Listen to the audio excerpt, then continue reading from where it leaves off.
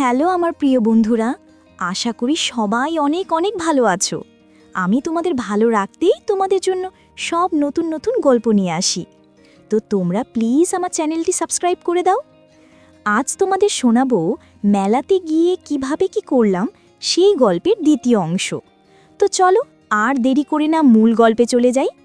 আর যারা আগের গল্পটি শোনোনি তারা শুনে নিও। রূপসীরও খিদে লেগেছিল, তাই আর আপত্তি করল না। ওকে নিয়ে মেলার দোকানে গেলাম। সেখান থেকে রসগোল্লা, লুচি আর জিলাপি খেলাম। আমি দোকানদারকে বললাম রূপসীকে আরও খাবার দিতে, কিন্তু রূপসী বলল, না না, আমি আর খাইতে পারুম না, পেয়ার ঢোল হয়ে গেছে।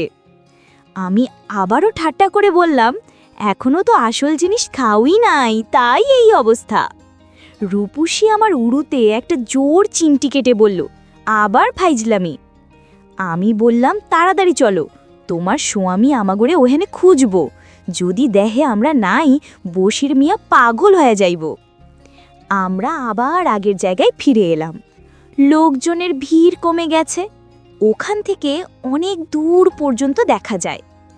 আমরা অন্ধকারে বসা থাকায় আমাদের কেউ দেখতে না পেলেও আমরা অনেক দূর পর্যন্ত দেখতে পাচ্ছিলাম।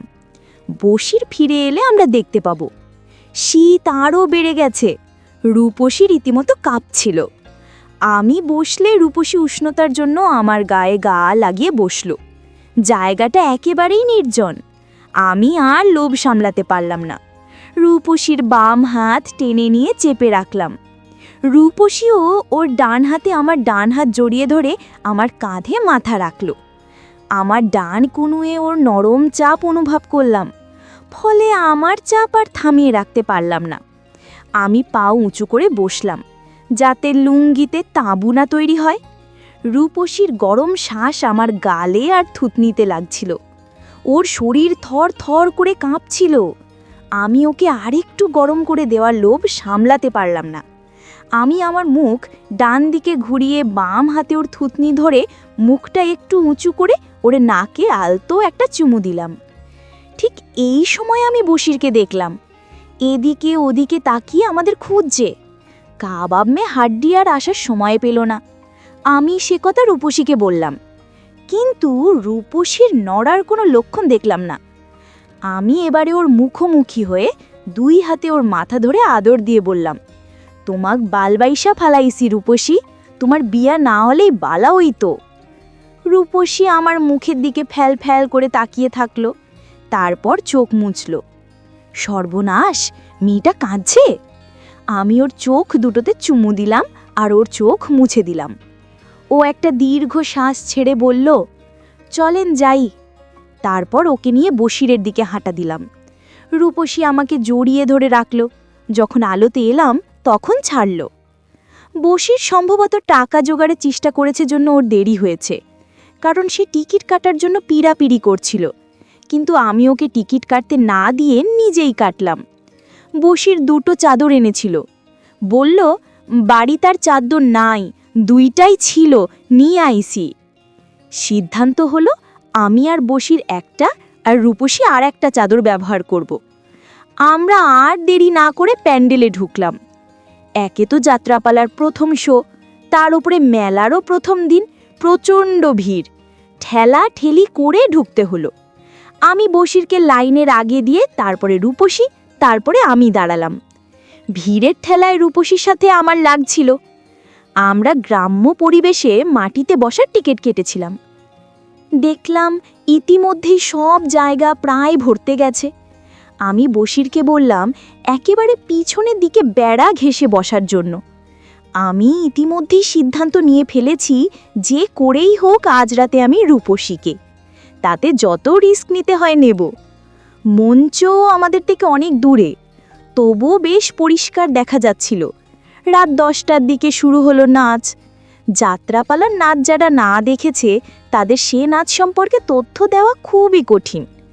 যা হোক, স্বল্প বসনা উৎকট প্রসাধনে সজ্জিত মেয়েগুলো বিভিন্ন হিন্দি গানের সাথে নাচ দেখাতে লাগলো। আমরা তিনজনে গাদাগাদি করে বেড়ায় পিঠ ঠেকিয়ে হেলান দিয়ে বসেছিলাম। আমি ডান দিকে, আমার বাম দিকে দুজনের মাঝখানে রূপসী, আর সর্ববামে বশির। বসির আর রূপসী একটা চাদর গায়ে জড়িয়েছে আর আমাকে একটা দিয়েছে। আমরা তিনজনেই চাদরে মাথা পর্যন্ত ঢেকে নিয়েছিলাম। প্যান্ডেল একেবারে লোকে লোকারণ্য। নাচ চলল প্রায় 12টা পর্যন্ত। এরপরে শুরু হলো যাত্রাপালা। মায়ের চোখের জল, জঘন্য অভিনয়।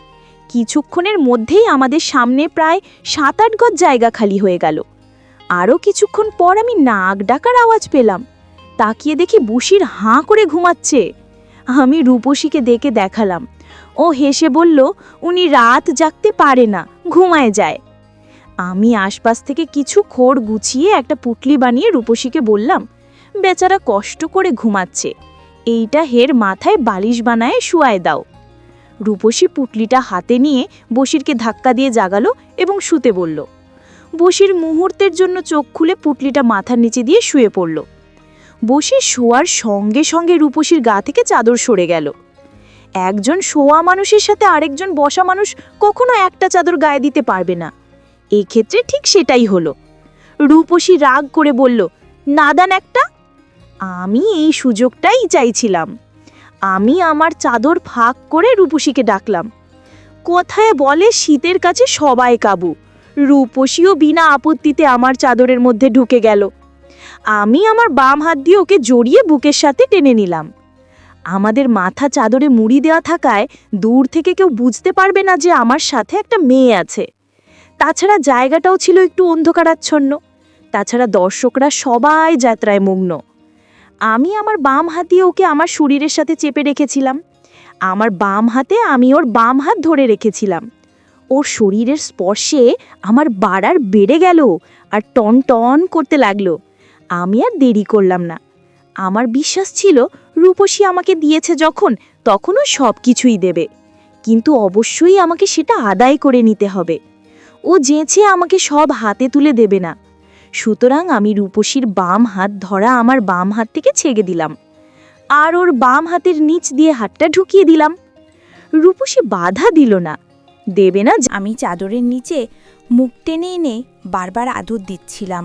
রূপসী হাঁটু ভাঁজ করে বসেছিল। আমি ওর হাঁটুর উপরে ডান হাত রাখলাম। রূপসী প্রথমেই চাপ দিয়ে স্পর্শ করতে বাধা দিল, কিন্তু আমার হাত ক্রমাগত ঠেলতে দেখে পরে আর বাধা দিল না। আমার জীবনে সেটাই ছিল এক অনন্য অবিস্মরণীয় ঘটনা। একটা মেয়ে তার ঘুমন্ত স্বামীর পাশে শুয়ে, ভাবা যায় কিছুক্ষণ পর ওর হয়ে গেল, কিন্তু আমার আর কিছু হলো না। এভাবে আসলে কি পারা যায়? রূপসীর সম্ভবত আমার ব্যাপারটা বুঝতে পারল। মেয়েরা অনেক কিছু বোঝে। ও নিজেই বের করে বলল, চলেন বাইরে যাই। আমি বললাম, কিন্তু বসির যদি জেগে গিয়ে আমাদের খোঁজে? রূপসী বলল, ও জাগবি না নে, আমি জানি, তাড়াতাড়ি চলেন। আমি আর কথা বাড়ালাম না, দুজনেই উঠে দাঁড়ালাম। রূপসী বলল, দাঁড়ান, হোকগুলান লাগাইনি।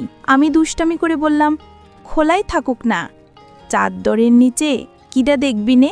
রূপসী আমার কথাই মেনে নিল। আমরা দুইজনেই চাদর দিয়ে মাথা মুখ ঢেকে নিলাম। কেবল চোখগুলো বেরিয়ে থাকলো। গেটের দিকে গিয়ে দেখি এত সাবধানতার প্রয়োজন ছিল না। গেট খোলা, পাহারা দেবার কেউ নেই। বাইরে বেরিয়ে দেখি কিচ্ছু দেখা যাচ্ছে না, শুনশান নিস্তব্ধ। কেবল প্যান্ডেলের ভেতর থেকে অভিনেতাদের গলার আওয়াজ পাওয়া যাচ্ছিল। এমন কুয়াশা পড়েছিল যে 5 হাত দূরের জিনিসও দেখা যাচ্ছিল না। একদিক থেকে ভালোই হলো, কেউ আমাদের দূর থেকেও দেখতে পাবে না। আমরা প্রায় 10 মিনিট হেঁটে গ্রামের ফসলের ক্ষেতের মধ্যে চলে এলাম। আরও প্রায় 5 মিনিট হাঁটার পর পেলাম বিশাল এক পাট ক্ষেত। আমি ওকে নিয়ে পাট ক্ষেতে ঢুকে পড়লাম। পাটের পাতা কুয়াশায় ভেজা। আমার ভাগ্য এত সুপ্রসন্ন হবে ভাবিনি। কিছু দূর ভেতরে ঢুকার পর দেখি এক জায়গায় বেশ কিছু খড় গাড়া করা। আমি সেখানেই দাঁড়ালাম। তারপর অনেকখানি জায়গার পাটের গাছ শুয়ে দিয়ে জায়গাটা ফাঁকা করে নিলাম। তারপর ঘরের গাদা থেকে খড় এনে বিছিয়ে দিয়ে বিছানা বানালাম। রূপসীও খড় এনে আমাকে সাহায্য করল। বিছানা হবার পর ধরে শুয়ে পড়লাম। ইতিমধ্যে ঠান্ডায় আমার নরম হয়ে গেছে, কিন্তু রূপসীর ধরে আবার খাম্বা হয়ে গেল। আর দেরি না করে শুরু করলাম গায়ের যত শক্তি আছে সমস্ত শক্তি দিয়ে। আমার শরীর ঘেমে গেল। চাদর খুলে রূপসীর গায়ে দিয়ে দিলাম। খড়ের ঘষায় হাঁটু ছিলে গেল, কিন্তু আমার বিরাম নেই। একটু পর ক্লান্ত হয়ে রূপসীর পাশে শুয়ে হাঁপাতে লাগলাম। একটু পর শীত করতে লাগলো। চাদরটা উঁচু করে ভেতরে ঢুকে পড়লাম। প্রায় আধ ঘন্টা কেটে গেল। এমন সময় মসজিদের আজান শুনতে পেলাম। ভোর হয়ে আসছে, এবারে আমাদের যাওয়া দরকার। রূপসীকে সে কথা বলতেই ও ফিসফিস করে বলল, আমাকে আরেকটু ধরে রাখেন। ও আমাকে আবার আহ্বান করল। আমি সাড়া দিলাম। ফর্সা হয়ে গেছিল, কিন্তু কুয়াশা আগের মতোই ছিল। আমি সেই ফিকে আলোতে দেখলাম, কি অপূর্ব সব। দেরি করার সময় ছিল না। কৃষকেরা মাঠে চলে আসতে পারে, দ্রুত শুরু করলাম। তারপর আবার যেভাবে এসেছিলাম সেইভাবে প্যান্ডেলে ফিরে এলাম। যাত্রা শেষ হয়ে গেছে, লোকজন বেরিয়ে যাচ্ছে। আমরা কিছুক্ষণ অপেক্ষা করলাম। আমার বুক ঢিপঢিপ করছিল। কি জানি বসির কি জেগে গেছে নাকি। রূপসীকে জিজ্ঞেস করলাম, ভয় লাগছে কি না? যদি বসির জেগে যায়? রূপসী বলল, ওনারে বলবেন আমার বাইরে যাওয়ার দরকার ছিল, তাই বাইরে নিয়ে গেছিলেন। তাজ্জব বুদ্ধি তো মেয়েটার মাথায়। কিন্তু না, বসির একইভাবে ঘুমাচ্ছে। বলদটা জানতেও পারল না এইদিকে কি হয়ে গেল। রূপসী ধাক্কা দিয়ে বসিরকে জাগালো। জেগে উঠে বোকার মতো হাসি দিয়ে বলল, ও, যাত্রা শেষ হয়ে গেছে না? আমি বললাম, হ্যাঁ ভাই, ওডেন, এখন বাড়ির জাতি হবে। রূপসীর ঠিকানা নেওয়া সম্ভব হয়নি। বিদায় নেবার সময় ওর চোখে পানি দেখেছিলাম। ঠিক যাওয়ার পূর্ব মুহূর্তে বসিরকে রেখে রূপসী আবার ফিরে এলো। কাছে এসে ফিসফিস করে বলল, আমার যাইতে ইচ্ছা করতেছে না। মনে হচ্ছে আমনের সাথে ভাইগে যাই, কিন্তু সে উপায় তো নাই। তো বন্ধুরা, কেমন ছিল আজকের এই গল্পটি তোমাদের কেমন লেগেছে তা আমাকে কমেন্ট করে জানিয়ে দিও। আর তোমরা কেমন গল্প শুনতে চাও আমাকে বলো, আমি তোমাদের জন্য সেই রকম গল্প নিয়ে আসব। তোমরা সবাই অনেক অনেক ভালো থেকো। আর আমার এই ভিডিওতে লাইক দিয়ে চ্যানেলটি সাবস্ক্রাইব করে দাও।